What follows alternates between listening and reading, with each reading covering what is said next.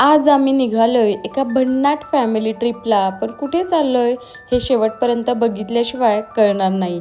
फौजी परिवार, 2 मुलं, माझी बहीण, तिचे मिस्टर आणि तिचं छोटंसं 8 महिन्याचं बाळ. आमच्या गाडीतील 3 छोट्या पिल्लांसोबत सुरू झालाय हा खरा प्रवास. चला तर मग आमच्यासोबत. नमस्कार मंडळी, मी तुमची फौजी पत्नी नूतन तुम्हा सर्वांचं माझ्या नूतन फौजी पत्नी चॅनेलवर मनापासून स्वागत करते.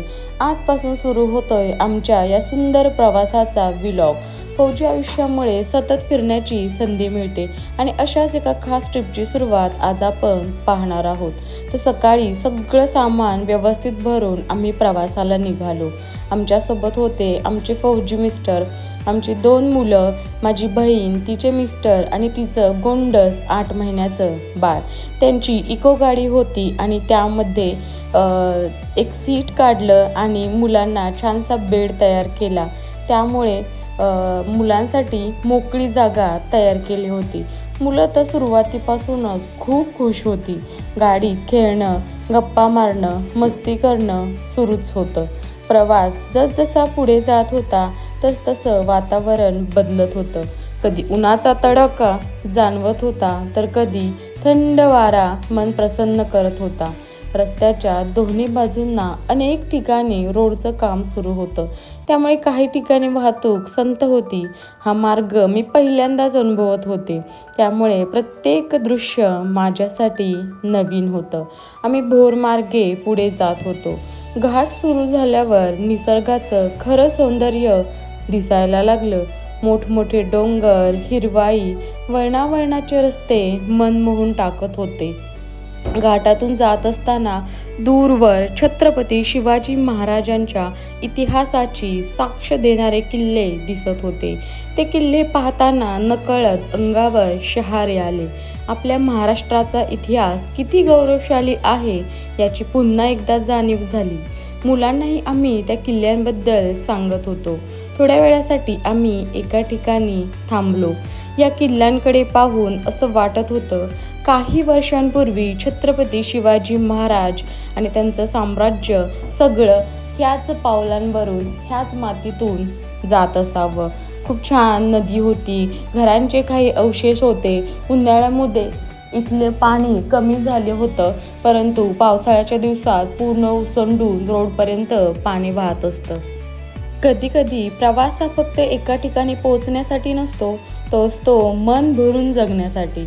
आज आमचा प्रवास सुरू झाला होता महाराष्ट्रातील निसर्ग सौंदर्याने नटलेल्या वरंधा घाटातून. सकाळपासूनच सगळ्यांच्या चेहऱ्यावर वेगळाच उत्साह होता. मुलं आनंदात होती आणि आम्हीही नवीन आठवणी गोळा करण्यासाठी तयार होतो. गाडी जसजसं पुढे सरकत होती तसतसं समोर उलगडत होता वरंधा घाटाचा अद्भुत नजारा. एका बाजूला उंच उंच डोंगर, दुसऱ्या बाजूला खोल दर्या आणि मध्ये वळणावळणाचा रस्ता. जणू निसर्ग स्वतः आमचं स्वागत करत होता. थोडं पुढे गेल्यावर दरीत चमकणारं पाणी दिसलं. उन्हाच्या प्रकाशात चमकणारं ते पाणी, आजूबाजूला पसरलेले डोंगर आणि शांत वातावरण, तो क्षण कॅमेऱ्यात कैद केला. पण खरं सांगायचं तर अशा दृश्यांची खरी मज्जा डोळ्यांनी आणि मनाने अनुभवण्यातच असते. रस्ता पुढे जात होता आणि अचानक डोंगराच्या कुशीत एक छोटंसं मंदिर दिसलं. ना मोठी गर्दी, ना गोंगाट, फक्त शांतता. अशा ठिकाणी काही क्षण थांबलं की मनालाही एक वेगळंच समाधान मिळतं.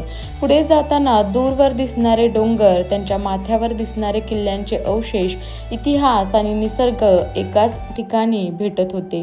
कितीतरी शूर मावळ्यांच्या पाऊलखुणा या डोंगरांनी जपून ठेवल्या असतील आणि आज आम्ही त्या निसर्गरम्य वाटेवरून प्रवास करत होतो.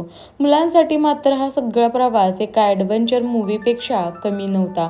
कधी बाहेर दिसणारे माकडं, कधी डोंगर, कधी पाणी, प्रत्येक गोष्टींवर त्यांची नजर, प्रत्येक दृश्यावर नवीन प्रश्न आणि प्रत्येक वळणावर नवीन आनंद. प्रवासात खाण्यापिण्याची मज्जा तर काही वेगळीच असते. गाडीतल्या गप्पा, खाऊचे डबे, पाण्याच्या बाटल्या आणि मध्ये सुरू होणारी मुलांची मस्ती, हेच तर खरे प्रवासाचे क्षण असतात. आणि मग आला तो क्षण. घाट संपत आला. समोर एक मोठा बोगदा दिसू लागला. आई बघ बोगदा. मुलांचा उत्साह अचानक वाढला. बोगदा जवळ येत होता आणि त्यांच्या चेहऱ्यावरचं कुतूहलही गाडी बोगद्यात शिरली, क्षणभर अंधार आणि लगेच मुलांच्या आनंदाच्या आरोळ्या. काही सेकंदाचा तो बोगदा, पण मुलांसाठी तो पूर्ण प्रवासातील सर्वात रोमांचक अनुभव बनला. घाट मागे पडू लागला, बोगदा संपला, पण मन मात्र अजूनही त्या डोंगरांमध्ये, त्या पाण्यात आणि त्या सुंदर दृश्यांमध्येच अडकून राहिलं होतं. मुरुडच्या दिशेने प्रवास सुरूच होता. रस्ते बदलत होते, दृश्य बदलत होती, पण आमच्या आठवणी मात्र प्रत्येक क्षणासोबत वाढत होत्या. आणि तेव्हाच जाणवलं, प्रवास किती लांब होता हे महत्त्वाचं नसतं, सोबत कोण आहे हे महत्त्वाचं असतं. कारण आपल्या माणसांसोबत केलेला प्रत्येक प्रवास शेवटी एक सुंदर आठवण बनवून आयुष्यभर मनात राहतो. वरंधा घाट फक्त एक रस्ता नाही, तो निसर्ग, इतिहास आणि आठवणींना जोडणारा एक सुंदर प्रवास आहे. दिवसभराचा प्रवास करून आम्ही अखेर कोकणात पोचलो होतो. पण संध्याकाळच्या त्या क्षणी आमच्यासमोर जे दृश्य होतं ते शब्दात सांगणं कठीण आहे. समुद्रकिनारा, मावळता सूर्य, नारळाची झाडं आणि मुलांची धमाल. अनुभवूयात मुरुड बीचची सुंदर संध्याकाळ. संध्याकाळ होत आली होती आणि आम्ही आमच्या मुक्कामाच्या ठिकाणी पोहोचलो होतो. थोडंसं फ्रेश झाल्यानंतर सगळ्यांची एकच इच्छा होती, समुद्र पाहायचा. मग आम्ही निघालो मुरुड बीचच्या दिशेने. बीचकडे जाताना दोन्ही बाजूंनी दिसणारे नारळाची उंच झाडं, कोकणातील शांत वातावरण आणि समुद्राची येणारी गार हवा मनाला वेगळाच आनंद देत होती.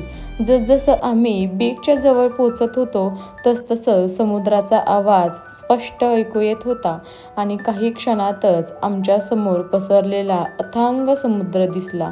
समुद्र किनाऱ्यावर पाय ठेवताच दिवसभराचा सगळा थकवा कुठल्या कुठे निघून गेला.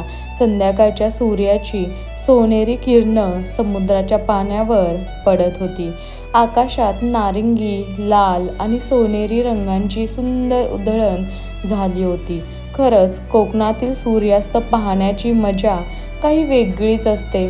समोर पसरलेली मऊ वाळू, दूरवर दिसणाऱ्या लाटा आणि समुद्राच्या पाण्याचा तो मधुर आवाज, सगळंच खूप शांत आणि सुंदर वाटत होतं.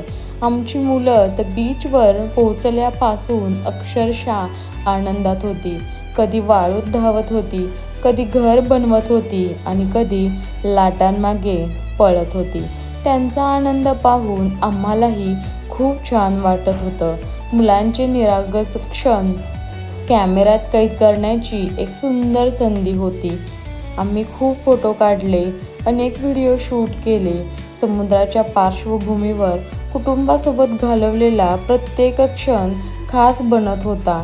माझी बहीण, तिचे मिस्टर आणि त्यांचं छोटंसं बाळसुद्धा या वातावरणाचा आनंद घेत होतं. गार वाऱ्यामुळे वातावरण खूप प्रसन्न झालं होतं. दरम्यान सूर्य हळूहळू समुद्राच्या क्षितिजाकडे झुकत होता. सगळेजण त्या सुंदर सूर्यास्ताकडे पाहत शांत उभे होतो. काही क्षण असे असतात की ते फक्त अनुभवायचे असतात, शब्द त्यांचं वर्णन करू शकत नाही. यानंतरनं आम्ही नेमकं कुठे पोचलो, तिथलं सौंदर्य कसं होतं आणि प्रवासात अजून कोणते मजेदार अनुभव आले हे सगळं पाहण्यासाठी पार्ट 2 नक्की बघा. व्हिडिओ आवडला असेल तर लाईक करा, शेअर करा, नूतन फौजी पत्नी चॅनेलला सबस्क्राईब करा. पुन्हा भेटूयात. जय हिंद. नूतन फौजी पत्नी चॅनेलला सबस्क्राईब करा. असंच प्रेम राहू द्या. धन्यवाद.